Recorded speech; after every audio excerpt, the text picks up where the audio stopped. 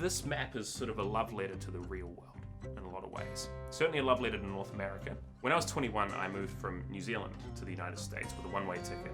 But I ended up staying for 2 years all across the States and Canada. And immediately the geography of North America completely blew my mind. It's a magnificent place. From the tundra and the Arctic all the way through the United States, through Mexico, Central America, the Caribbean.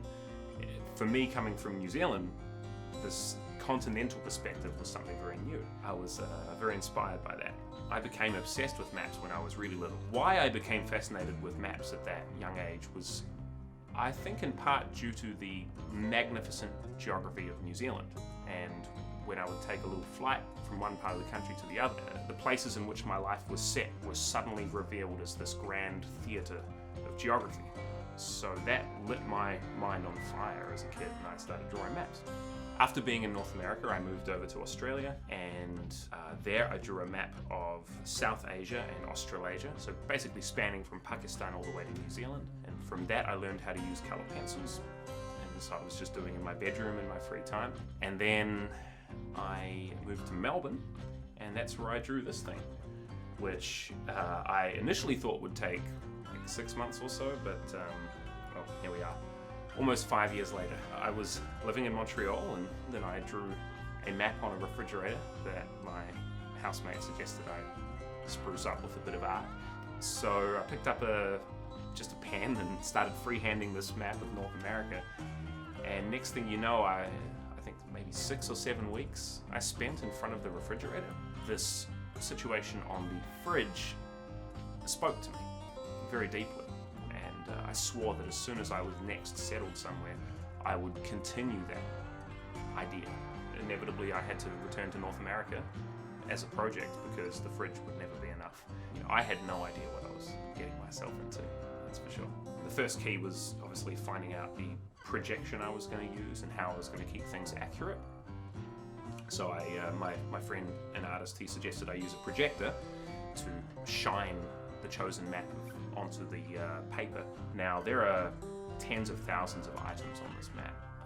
Even myself as the artist who drew every single part of it, I can't remember everything there. There are 600 cities on the map, each drawn with their own skylines and landmarks and cultural icons and things like that. Drawing North America from Australia naturally is an unusual circumstance. You have to figure out how to put yourself, how to try to feel a place from afar. So I would often watch movies about regions, especially ones that were particularly foreign to me, say Cuba or the Arctic or something. So I would listen to music from the region I was drawing, sort of try to treat mapping like you're a method actor or something, you know. Even I went out to restaurants and bought a cigar once to draw Cuba just to try to get myself into the zone. The map took something like 3,500 to 4,000 hours in total, and those are real-timed hours. Okay, so I don't just show up at 9 and finish at 5 and call that an 8-hour day. The map was drawn entirely by hand using colour pencils and fine liner pen. People often ask me, what happens if you make a mistake? Because it's all on one big original. A real mistake to me would be like spilling a coffee over the original, or a gust of perfect wind tunnel in the house that sort of rips it from the board. When I started in 2014, I was still really an amateur artist. I spent, 3 years it took me to finish all the land area of the map. Everything from Alaska all the way to Panama, Greenland, everything. I should have been ready to start the ocean, to move forward towards the end. Except my ability as an artist and as a geographer had really mostly been formed during the lifetime of this map. And I thought I would be quite limited with what I could fix because I used so much pen in those early days. But then I got this right here, my X-Acto knife, and I started scratching off the pen with the paper and then flattening it out with my electric eraser, and it turned out I could remove anything I wanted.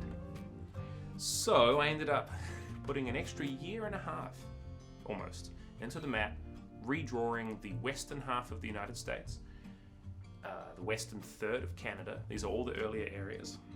And then having to blend in this sort of Frankenstein of content, you know, every single free moment I had was devoted to this map. All of it, you know. And I loved it, so it was easy to do, but it certainly drives you mad after a while. And I did wonder myself, is there a point that this will be finished? Because you can always add more animals, and then in the ocean, of course, you can always add more fish, you can always add more boats. But I had a vision for how it would go. I always had that same vision. And so I'm going to release limited edition, fine art, giclée prints as they're often called. Archival quality, will last a long time, hand signed by me. And then I'm also going to release a series of posters of the map as well. That'll still be very, very high quality. So I think that should hopefully split the difference really nicely between the map as a piece of collectible fine art and the map as a geography resource. Kids tend to love maps. Obviously, I was one who did, and I meet many all the time when I speak at schools. And I just absolutely love to see that passion and that inspiration. And so this is about trying to show people that they should be inspired and called to adventure by the setting of their lives.